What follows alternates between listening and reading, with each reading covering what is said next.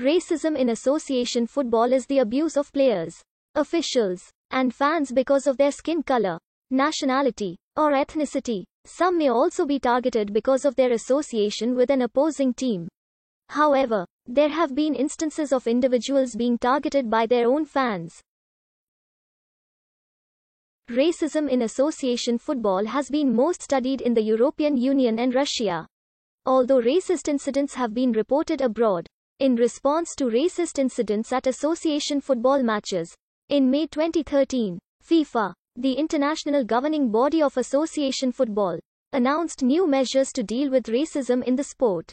The topic of racism in association football has been widely covered by the media as well as academic studies. In October 2018, Antonio Rudiger, the victim of racist abuse, stated that authorities needed to do more to deal with racism in the sport.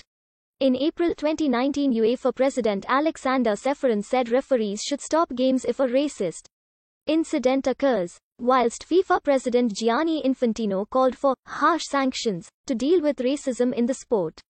In April 2019, Raheem Sterling called for racist abuse to be punished with an automatic 9-point deduction for clubs, instead of handing out fines to the individuals directly performing the abuse.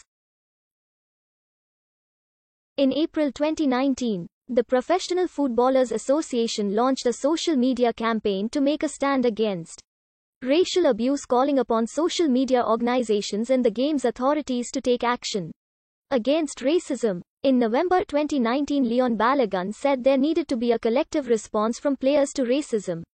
Prior to Senegal's group stage match against Japan in the 2018 FIFA World Cup, business magnate Alan Sugar tweeted a photo of the Senegal team with the caption, "I recognize some of these guys from the beach in Marbella."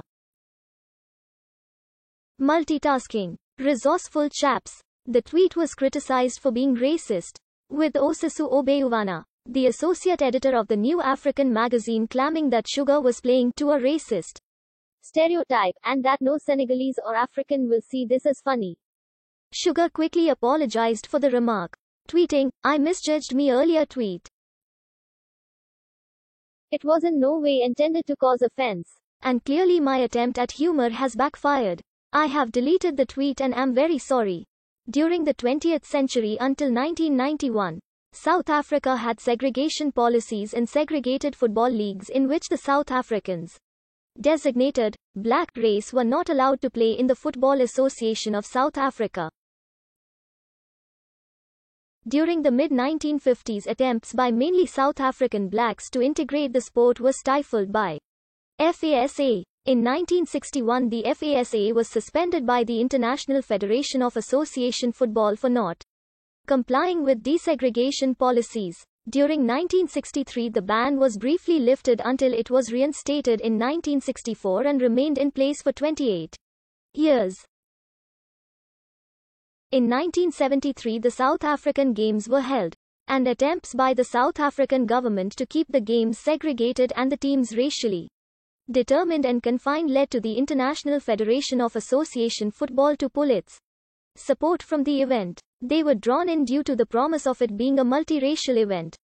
But upon discovering that the teams were racially determined and the sports events themselves had segregated attendance, FIFA backed out. The South African Football Association was formed in December 1991, right before the end of apartheid on South Africa, and has no racial requirements for play and entry.